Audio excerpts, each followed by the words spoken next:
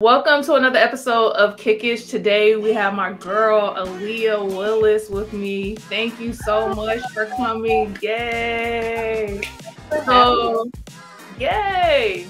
So our topic is going to be about millennial pastors' wives. Specifically, I guess the only experience we can come up with is that from the Adventist denomination. But we all know that a lot of these characteristics and beliefs, practices really kind of goes, it kind of goes across the board. And especially because, like, I remember when, Michelle Williams was engaged to that guy. And this was like a long time ago. She was engaged to the guy, but he was a pastor. She was going to be like a pastor's wife. And they was like talking on some show of like her expectations. So between that and my granny being a pastor's wife, all my friends like Nika, Amber, all of them, like they're all my friends I listed too. They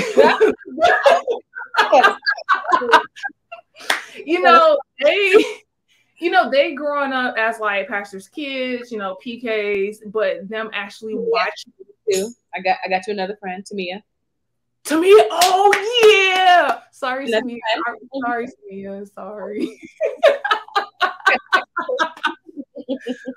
But yeah, it's just like they experienced their moms being a pastor's wife, and I always knew, like, as a kid, like, nah, that ain't for me. And I guess because like seeing my granny like do it, nothing was wrong. But I think even that idea of, I guess maybe it was the era that everyone was in. That definitely was. Yeah, because remember thinking like how teachers used to dress, like. Yeah, I used to teach high school, and I never dressed like my third grade teacher, like ever. Like, who does that? So I honestly, a lot of times I would say, so I'm a new pastor's wife. Like I don't play the piano. Really don't happen to sing.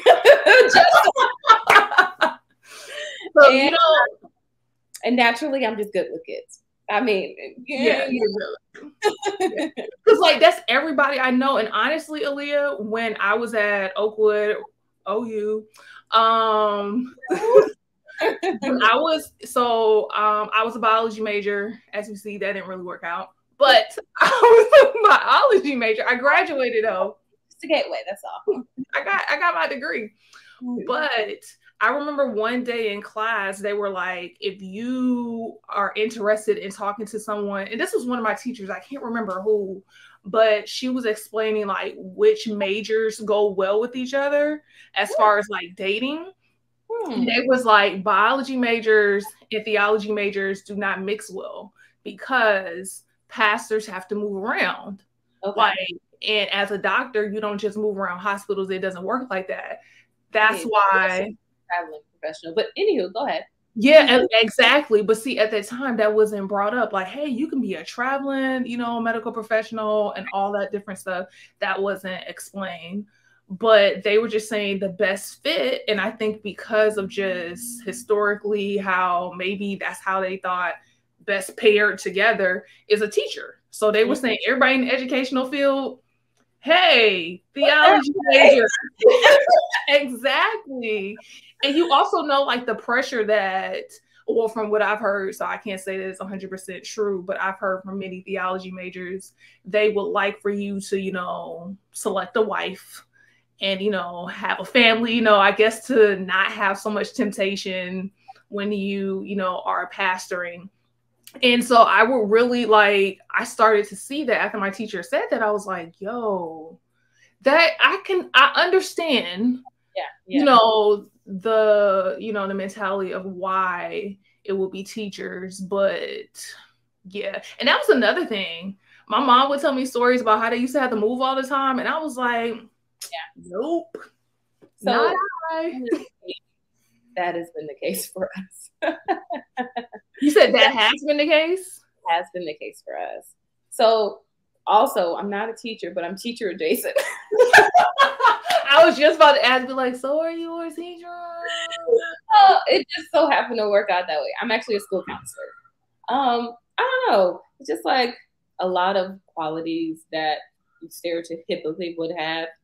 Some I just happen to possess. Like in college, I found out that I am extremely hospitable. You are. Like, come here, baby. Why did it take me so long? It's okay. Sometimes it takes us a little bit longer to find our calling. Like, you're like, but no, it's just, and I feel, and maybe as I get older, my personality get more difficult or something, but I feel like I have an easy personality to get along with. Like, I can get along with a variety of people, and it works to my benefit right now, I guess. Yeah, I think you are a people person. You're more like, I remember like first meeting you, like, hi, I'm Aleya, this is my sister Nakia, and then I was like, oh. No, still me. I was like, all right, okay. She's a lot. And then we had many adventures together. So many adventures, but also you can tell what I'm thinking on my face. Like I can't hide it. I can't. The mask during COVID, oh my goodness, it saved me so many times because just all over my face. But man. We definitely moved a lot. So okay. We got married our senior year at Oakwood. It was not being your first year married amongst all of your peers and all of your friends. Oh my gosh, that's a whole nother topic. Like me and Dumar, like the first year was just, let's just throw it in the trash. Right. Just start over. For me, the first year was my worst, but for him it was the second. Because we just got thrown into the middle of nowhere. We knew nobody. It's like from going from Oakwood to like, and it probably the town wasn't even that mad, but anywhere going from Oakwood where you two are the only people that you know, and Naya, like it was just like, whoa. So for me, the first year of marriage was really bad because it was in the midst of all of our fears. We were getting full-fledged fallout fights with a house full of people. So you weren't that couple, were you? Like, oh my gosh, they're fighting again. It's time for us to leave. No, literally, and they would just slowly exit. I mean, what? We were 23. Like, what did you expect? Right, we were 23 and both stubborn and hadn't learned the nuances yet. So, but a couple of years later, we were in seminary with some of the same people that saw us in our first year of marriage. And like they're coming over and like, oh my gosh, you guys are so much better. That's a good thing though. Like, right. Like we see the growth. Like, yay. Right. Then 4 kids later, we're like, well, they're like, maybe y'all like each other a little too much. I'm here now. Might as well. Like, we had 2 kids in seminary, so. Wow. Yeah.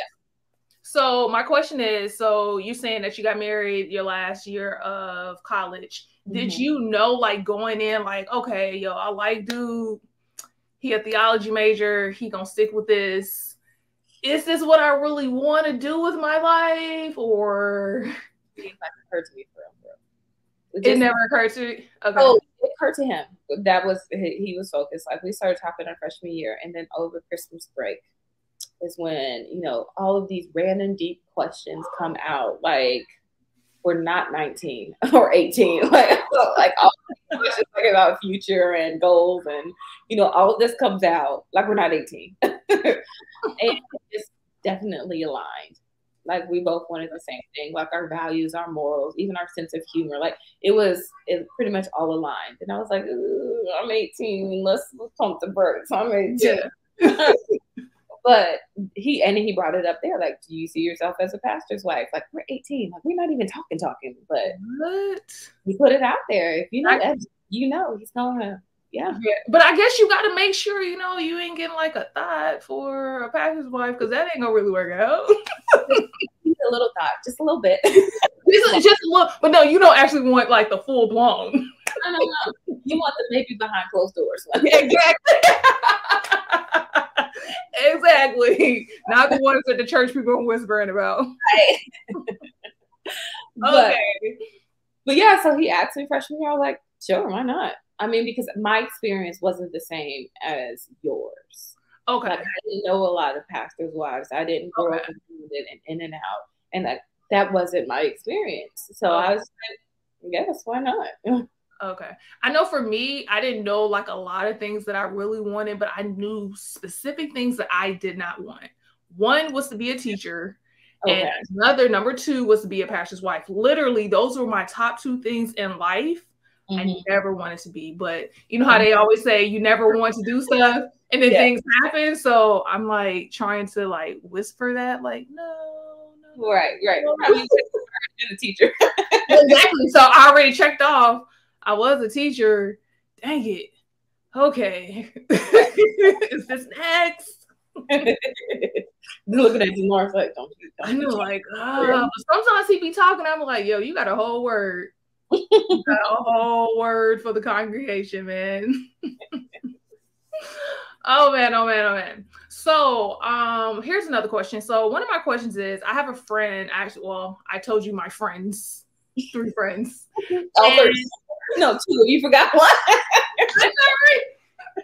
But 2 of them, I'm starting to hang out a little bit more with. The third ones. I'm a little bit more because my friend has moved to Atlanta, so I see her mom a lot more. But from like teenage on up, I really interacted a lot with like Nika and Amber's moms as pastor's wife. So I was able to see it there that way because my granddad and my grandparents were older than them. Yeah. So I saw like that generation. Right. Then I saw the next generation, but I always like wonder, and I've heard in conversations, not specifically from them, but like, you know, they have a pastor wives friends, you know, I'll be over there. But it's like the whole thing of as a kid, you were nosy as a kid. Right? I know, I'm like, I hear y'all. But one of the things was I heard like in many conversations, like one of the women were saying, hey, you know, I had to, you know, not really, the word wasn't check somebody, but like let them know, like, this my name ain't pastor's wife. I am someone. Is that something that like you deal with, like establishing identity outside of, I'm Pastor Willis's wife? Like, cool, yeah, that's cool. But I'm also Aleya.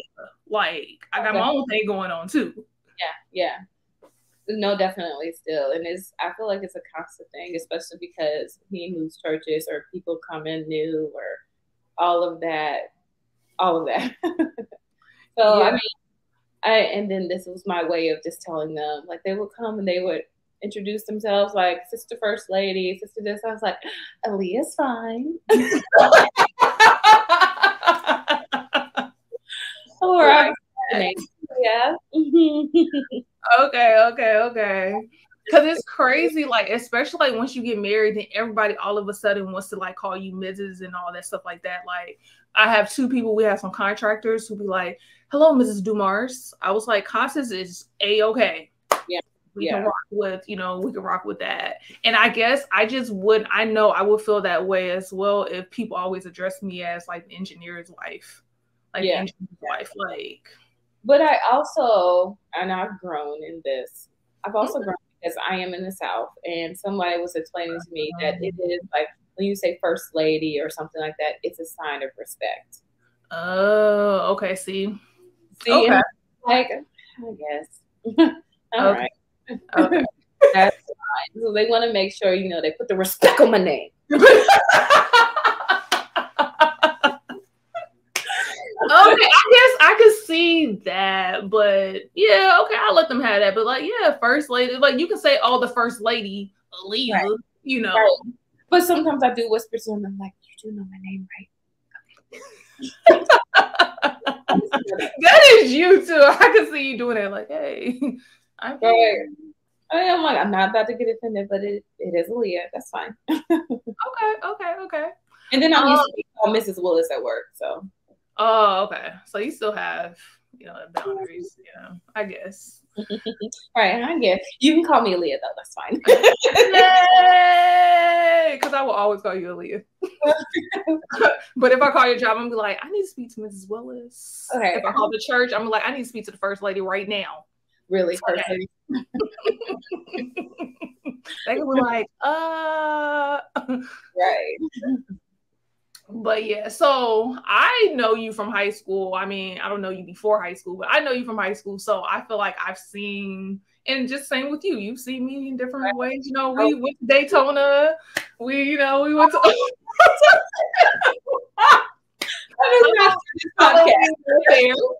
That's all I'm gonna say. Not here right now. All right, exactly. But and Jamaica. In Jamaica, yes, I remember being like super sad. Like I was like, this is how they laugh. But anyway, they didn't take us to the nice part of Jamaica. we were like trying to call your mom. We were calling your mom or something like. I don't remember that. Like, help me. Oh man. But do you think that you've had to, I mean, obviously things come with change. Like as we get older, I was telling someone last night that, I believe I've changed like in the past couple of years. That's just life. But do you think there's been like significant change to like convert over to a pastor's wife, like maybe with your appearance? Because for me, I think my background, I'm giving a little background. For me, because my grandparents were pastors, in the field, and my mom was a PK, and then like how I don't really want to say legalistic, but just like I don't even want to say rules, but just standards that we had with the makeup, the nails, color, the way, the skinny jeans, the short skirts. That was really like, no, like a no at all. But we all know that you can do all these things tastefully. Yeah. Do you feel as though like you've had to adjust and change that to like, I guess, appease the people? Or do you kind of like, hey, I'll adjust it, but I ain't changing it. Like I'm still wear my skinny jeans and a cute shirt, but I might not wear my, my crop top around y'all. But, let's go with that one. No, there's definitely depending on the church. It depends on the church and where you are. But I'm still gonna be me. Okay. And it's definitely different. Generation wise. Generation wise. So like our generation, my pastor wife generation, I'll tell people all the time, like of our generation, I'm conservative. That's what I be saying. That's what I'm like, conservative. No, look, I'm conservative. But no, it depends on the church, I want to say, where you have to kind of feel the waters. And this is my personal belief. It's not for all. But as long as Evan is okay with it, because I don't want to do anything that makes him uncomfortable or put him in a position. And that's out of respect because I like him. It's not because of, this, that, and the other. Yeah. No, it's not. It's because I like you and I respect you. Yeah, I respect you. Me and you, like, against the world, especially against kids, because they outnumber us. But also, I will say he's also kind of the worst, because I will ask him several times, like, how does this look? Is this okay? Like, is this too short? Is this too tight? He's like, no, it looks good. And then you have the old lady bring you a blanket. You're like, come on, Evan, I asked you. So, like, okay, I clearly can no longer ask you. I'm going to be on Sabbath morning with my sisters. Like, is this too much? And he's like, what? Like, you can't hide your shape. You got a shape. I was like, this is true. But like you said, there's a way to do it tastefully. Like, do I need it? Like, so I am mindful. Well, so I said I am mindful because of, just how I'm perceived and how I'm saw. And I don't want it to be a hindrance. I don't want it to be blocking like what I'm wearing, what I have on. You miss the whole everything that's happening at church. Mm-hmm. But I'm not gonna say I'm not gonna wear my skinny jeans. I like skinny jeans. I was following, I don't know if you follow Trey Kennedy, and no, not Trey Kennedy, John B. Christ. So basically he's supposed to be like a Christianish comedian. Oh, okay. And he did this poll of what is the craziest thing you've gotten in trouble for, like within like a Christian sector, like either at Christian school or at church or whatnot. And so many things came on like women's attire. One girl was like, I got in trouble for wearing skinny jeans. One girl was like, I got in trouble for wearing Sophies. And I was like, bro, I had some Sophies. Then like, they was just everything like, oh, my dress is too short. So a lady came and put, you know, something across me. And that happened to me in church one time. And I was like, I'm not coming over here no more because I don't believe that my outfit was too short. Like, I understand I'm going to church. I ain't going to go find a man. Right. So I ain't gonna be up in there with my butt hanging out. And you know, apparently it was too short for her. Yeah. So she came in, she was like, you need something? I was like, no, I don't need anything. And then she comes back again. She was like, you need something? I was like, no, I don't need anything. So then the third time she comes back with a blanket and she's like, here you go, ma'am. And I was like, oh, no, thank you. I said, I'm not cold. Thank you so much, though. I appreciate it. And she got up and like she left. And I was like, she mad at me because she coming at me, you know, like I'm not sure, like literally I'm sitting there and it's like, oh, you can't see my legs, but like I'm sitting there and my legs are like right here, like my knee is here. And I'm like, yo, like chill. But some of those things, I guess because I grew up like being taught that what you wear is a hindrance, it could be a stumbling block and all sorts of stuff. And then like as I'm getting older, I think I'm going the other way. Yeah. Because I'm like, no matter what I do, if that person chooses, you know, to be distracted. And I do understand the concept, and I really do. And I use the concept of it to make sure that, you know, I'm not being, you know, inappropriate. But at the same time, like I remember my mom wouldn't let us wear certain stuff in the sanctuary, like, oh no, you can't wear that, can't do this, can't do that. Yeah, she was like, because someone could be thinking about something else. And I was, you know, as a kid, I'm like, oh, that makes no sense. And then as I get older, I'm like, if I'm thinking about that dude, I was thinking about that dude before you even walked in here. You know? I completely agree. Like, some of that's kind of not my problem. Like, that's a you issue, not a me issue. Yeah, so it's like putting that on me, I felt like, and not just me in general, but putting that on women specifically, because it happens to us. It's such a burden that we shouldn't have to carry. Oh, no, I completely agree. So like I said, I think that in all things, there's balance. Because you can go from one extreme to the next. So in all things, there's definitely balance. Like I said, me and you good, Evan? We good. All right. Exactly. Because I asked sisters because I can't always trust what you say.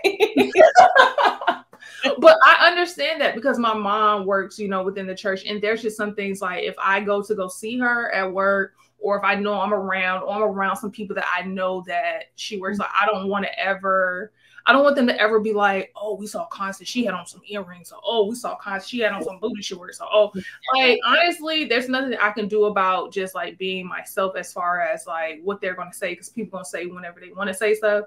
But I am very conscious of letting me make sure, because that's my mom's job. Like my mom likes her job. Out of respect. Out of respect. Like my mom never asked me to do it. My mom is never like, oh, why? Like, no, like, but I understand that's the level of respect. Like, and I think that's what it boils down to. It's the level for me. Other people feel differently. Like like you were saying earlier, like I shouldn't have to police what I do because of what they such and such. Some people feel like that, and that is fine for you. For me, though, it's a level of respect that I have for my husband, that I have for his ministry, that I have for the church, that I have for myself. It's all levels of respect, not cohesively. All of those don't go together all the time, but those are just my categories. I feel you. So do you have like, and this might sound super cheesy and elementary, do you have like a pastor's wife like group of friends? I do. Oh my gosh! Like that is so good, so cool. Like I just, do. and I guess I asked that question because I feel like no one really understands but them. Right. You know, so there's some absolutely right. Yes, there's some things that like some of them they might be a little bit older, some of them might be, you know, newer to this, some of them might be right in your area, but I don't know, I've seen some things with, you know, pastors' wives and stuff, so that's why I'm like, do you have like a group chat? Like, I don't know if I have like a click yet, okay. But I have like friends that like one-on-one friends. I actually went to brunch with one last week. Oh, okay, y'all. We went to brunch last week, cracking up, being a whole hot mess together. Like such and such and such and so, yeah, girl. And it was fun. I have some that I text. Actually, before we moved to this house, my neighbor at my other house, her husband was a pastor too. Oh, okay. Different denomination, but like some of the same issues, some of the same things, and a lot of stuff too. We shared a lot of values, and even with child raising, just like we're personal with church, all of that we shared in common, and it was really nice too because she's trying to raise her kids in a way we're trying to raise our kids. Okay. So we had a lot of mommy conversations and just like church conversations. It was really nice. Just to have her as a friend and then laugh. Oh my goodness. We laughed at the kids. We laughed at our husbands. We laughed at ourselves. But we had us a good old time. Oh, that's so nice. That's so nice. But yeah, I do know like, especially having like a group of people who share the same, you know, similarities, even if it's a different denomination, but it's the same belief. We want to raise our kids to be God-fearing children, like adults. Yeah.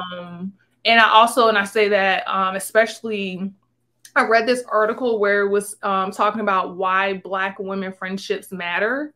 Mm-hmm. And they like broke down like, send it to me. I want to read it. Yeah, I gotta find it. But I saved it in my phone, so it's in there.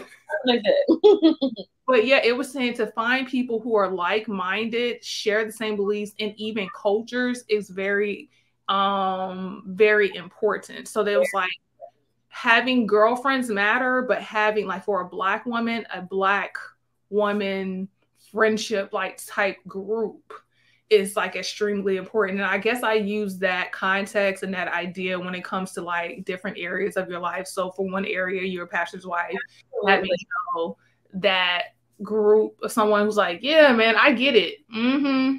Yeah. And I even have that group. I found it this year. Like, it's developing with at work. Okay. So just having like Black colleagues that are in the education field, and it's so refreshing. I'm not gonna lie, it's extremely refreshing. I know. I have one friend at work. I'm trying to build up. We're building, but it is refreshing because I can always go be like, or just things that you say. It's like you don't have to explain what this expression meant. You know. A look, like if somebody say something and I don't know, like you have to say verbal words, like just know, and then we'll circle back when we can really talk. Put a pin in that. Right. Man. Walking there, you know, have something cute on, and then be like, period. Yeah. Period. Or like one of my coworkers in Atlanta, he used to be like, what's his name? Like if I came to work like dressed up, he'd be like, what's his name? I know he's not a name. I used to be cracking up. Yeah. But yeah, I know specialized groups are like really important.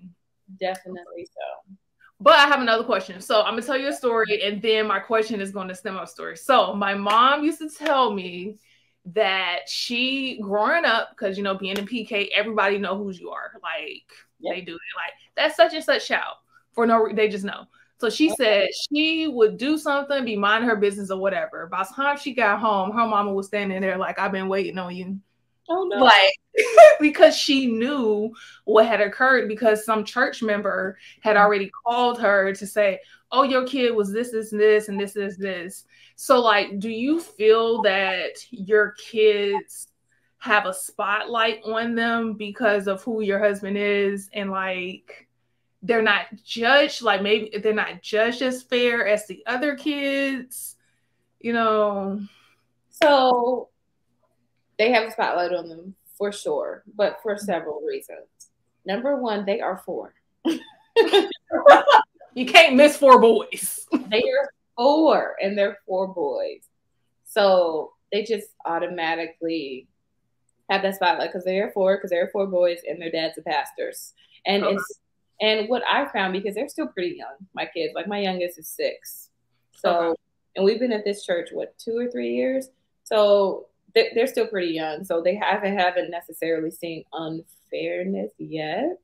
Okay. I think that it's coming, but like I said, they're 4, and it's really fun trying to figure out their names and trying to pick a favorite, because everybody does it. Everybody tries to pick a favorite. And then if you don't know them, you're asking their names. My 2 middle kids will switch names on you. It's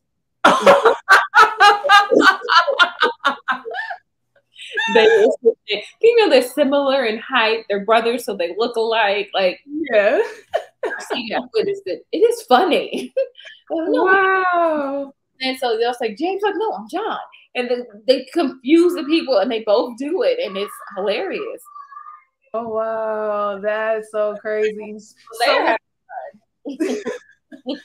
So with that, do you have like special rules for them? Like, I feel like I didn't have special rules, but there was just certain things because of who my mom was, like within this, you know, like we're not going to wear that because of XYZ. And not that it was ever bad. Like, I'm not saying anything negative, but are there like special rules because, oh, we don't do that? Not because it's wrong, you know, but kind of even like you said, because I respect my husband, I don't want to, you know, to portray, you know, this type of look. But, you know, as a child of a pastor, like we're gonna stray this way over here. Maybe a little bit. But okay. They're still, I don't know, just kids. We haven't really encountered that much. But in terms of like special rules, like we might tell them, don't run in the sanctuary. Just like out of reverence, out of respect. Yeah. And because they're boys, they don't have the same experience we do, like with dress. Like, yeah, that's true. They don't really have that. And then they have a lot more leniency in terms of boys being boys, quote unquote. You know, people say, oh, boys will be boys, but we're not going to do this, even if you're like, he's got feelings, he can cry, let him have his moment. But not so much yet. And then the church we're in now is very kid friendly. There are kids everywhere. They're teenagers, they're younger kids. So they kind of understand the concept of kids being kids, despite who your daddy is.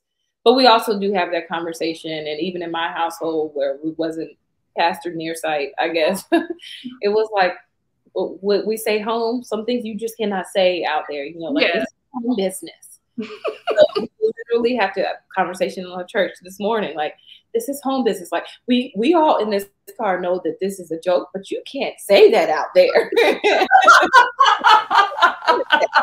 You know, joke, and it's maybe a little bit like skeptical as a joke, but we all know it's a joke. But you can't say that out there. I'll tell you what it was. Are you ready for it? Okay, 1, 2, 3. All right. So something Joshua, my youngest, he was saying something about men or boys or something like that. I was like, yeah, I'm a man. And so he was like, everybody's like, what? It's like, yeah, I'm a man. And then Joshua was like, so dad dates men? And we're all cracking because his thought process was like, he's trying to disprove that I wasn't a man or something. I don't remember the context, but I was like, yeah, I'm a man. I'm this or that. Yeah. And trying to disprove that I wasn't a man. So he was like, so dad dates men? And we're all cracking up like, but you can't say that at church. This is a joke, but you can't say that at church. So if I have to tell you you're right, then you're right. But don't say that at church. Can you imagine that rumor? It would be so funny. They would literally like be talking to each other. Yeah. And so she said, yeah, and dad dates men. Right. And then that will be a whole church scandal. my point. Like, this is family business. Oh man, that is so funny. Yes, I used to get that talk. Like, we'd be in the car, my mom would like turn around and be like, and what's said in this house and in this car stays in this house and in this car. And then she'd turn back around. Right. And I better not hear you say nothing. Right. And to a certain degree, I agree with that. But, you know, my counselor brain is like, there's so much dysfunction in families that sometimes you need help. Sometimes you need to see a therapist or you need to talk to somebody outside. But in this context, yeah, don't say that at church. This one thing right here, this was literally a joke, okay? We were playing, hee hee ha ha. Right, so get that. And then we went and then me and Evan went into which kids would actually say it and which wouldn't, and how they will look and how this will blow up. Like, it was a whole thing. We were laughing at it in church. It was like, but we hope you get this, children. Oh man, kids are like the greatest. What's that show that's like kids say the darndest things? Oh, I missed that show. But no, for real. Like I told you, every week, I have a coworker. I tell him the story every week. He is cracking them. He's like, they need just cameras just to follow you around. I was like, exactly. They really do. Richard used to tell us that. Richard Martin used to tell us that all the time. Like, y'all need a reality TV show because the amount of comedy that goes on. So when did it first click? Like, shoot, I'm like in this for real. Like, this is a real deal pastor's wife situation. Like, I know it probably didn't click like the first time, but maybe it clicked several times. Like, it was several different instances. Like, the first church we went to, fresh out of Oakwood, you know, and then it just kind of like, oh shoot, why are they looking at me? Like, oh, that's what. Oh, you're asking me if I play, because it's like a really small church, our first church. Oh. Like, do you play the piano? No. Are you a teacher? No. Do you sing? Yes. Can you teach out of school? Well, there's 2 kids, I guess. One of them's mine, I guess. Sure, bring them over. Right, like, so it's just like all these expectations. And then when I got pregnant with James, that's the second one, James, then one of the church ladies like, I think it's probably time you stop wearing heels. You know, so it was like all of these things. And I was like, me being young and stuff, I was like, I am kind of wobbling a little bit. Maybe I should. Don't judge me. Right. So I was like, I could see how other people would get offended by that. Mm-hmm. But I didn't. I was like, all right. I mean, thanks for your suggestion, I guess. Me, I'd be like, can't nobody tell me what to do except for my mom and my daddy. Right. No, see, I was like, he don't need that smoke. He don't need that smoke. It's whatever. That one time it like clicked. And then the next time it clicked is right after I had Joshua. We were actually still in seminary and we were moving back to, we were in the process of moving, and it was like it took a while to click. I looked up, I was like, oh man, there's 4 of them. Oh gosh, there's 4 of them. I'm like 30. And then, you know, we're moving churches, and then I'm trying to wrangle all of these kids because when we moved to North Carolina, I had a baby and 2 toddlers.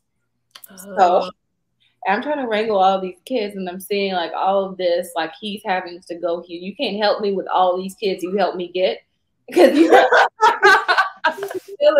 you got to go to this place, you got to go to that place, and then you looking at me sideways in front of me or at church because it's a small church and they all screaming, and you want me to do something about it. So he looking at me, I'm looking at him, like I'm looking at you, looking at me, right?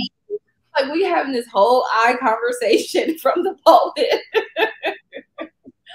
So that's the second time it kind of clicked, and then I just kept missing church because I had to take them out because it was a baby and 2 toddlers. Oh, got it. Awesome. So, I got like 2 more questions. Okay. So, do you think? So, you know how people get judged because of their age, ageism.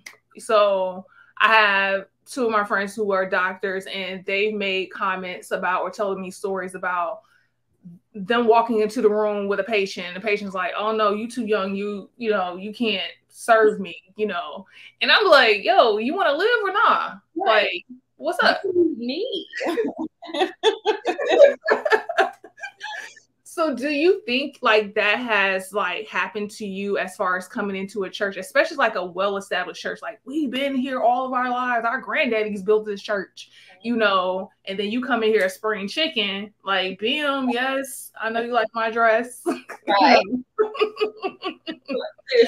Then they're like, we can't take her serious because she's like a child, you know, has not actually been my experience, at least to my face.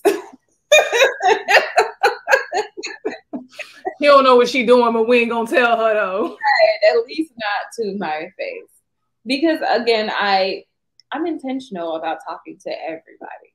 Okay. Like, I'm extremely intentional about it. Like I'll go and I'll sit next to the older ladies, or I'll sit next to the younger ones. You know, I'm intentional. So like I said, not to my face. I did have one of our young people one time tell me, I came into AYS and I had on skinny jeans and Uggs. Right.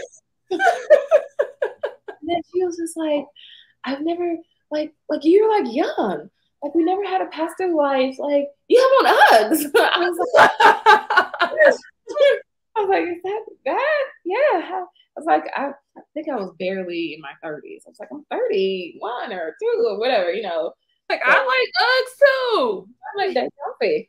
Like, and I don't have on socks. And I didn't wear stockings the other day either. Hey, like, my arms are out. So, like I said, not to my face. So, okay. I know I used to get that a lot when I was teaching. Like, you're young and you're not married and you ain't got no kids. There ain't nothing that you can tell me about these kids. I used to get that a lot. So that's why, like, I always, you know, wonder if that happens to different people and, you know, and their different lives, I guess. Absolutely. Absolutely. Okay, one last question. So do you think people like judge you, or like they'd be like, we can't talk around you because absolutely. Oh, absolutely. Absolutely.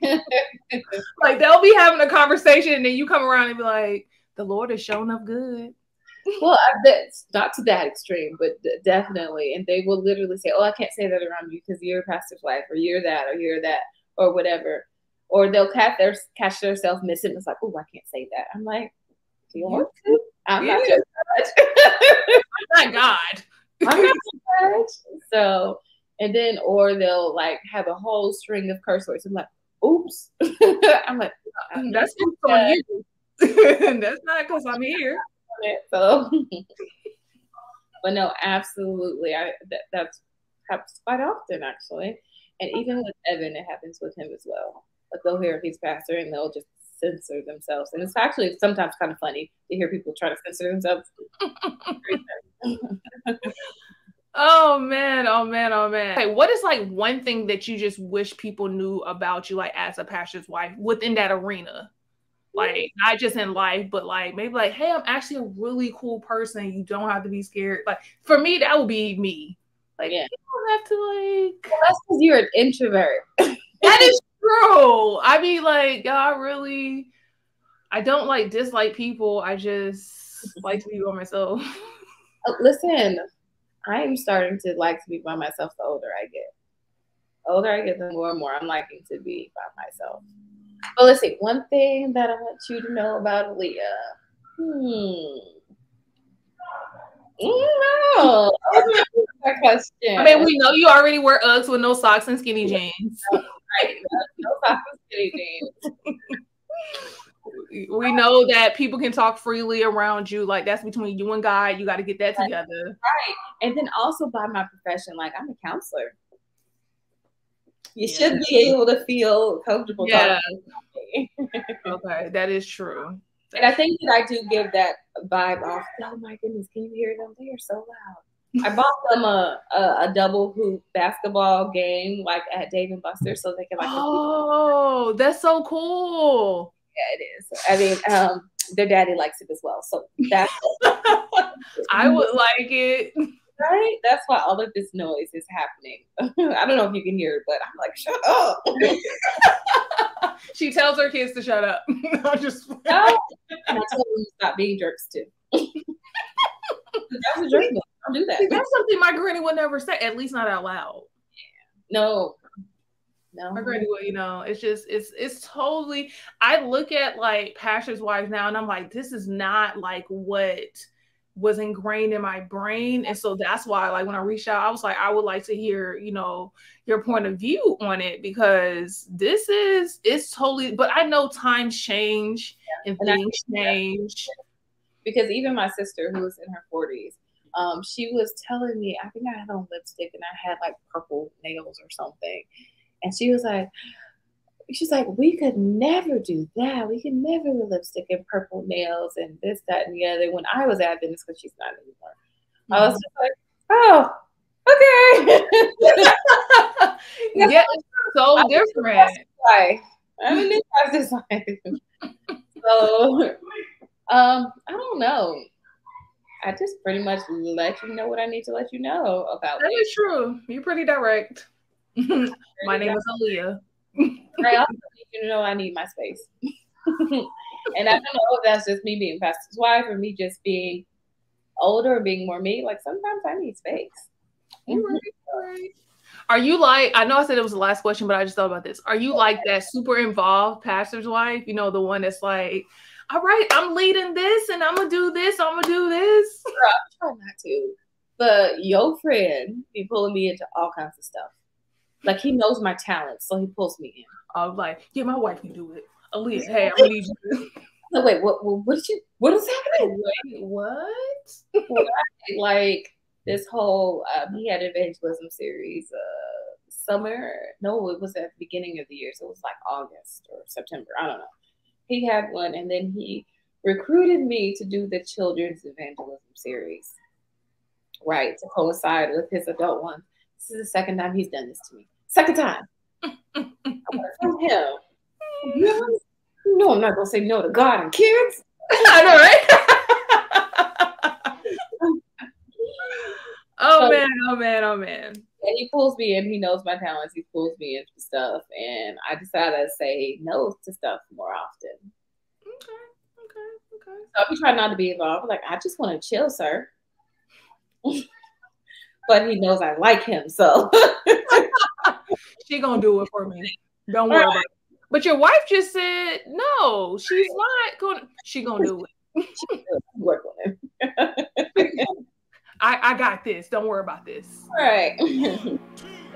Oh, man. Well, I'm going to end this and say thank you so much for coming to my podcast. It means a lot to me. That's fun. Yes, thank you. You're going to have to come again. Of course. I don't know if they're going to have as much fun watching it as we had doing it. We actually, like, what they say, we pregame. We actually, like, pregame before this. Right. And we still have fun. Oh, man. We'll look at this and be like, oh, they friends. Yeah. Like, I actually know her in real life. Like real life. We scheme together, okay? Like, I know her for real. Like, we know where the skeleton bodies are buried. Oh, man. Thanks so very much for coming to my show. I'm going to, like, chuck the deuces because I just always like to chuck the deuces. And then also, I'm just going to be like, bye. All right, Shawty. We out. Wait, hold on. We got to do, like, ACL. Right. Peace up. A down. There you go.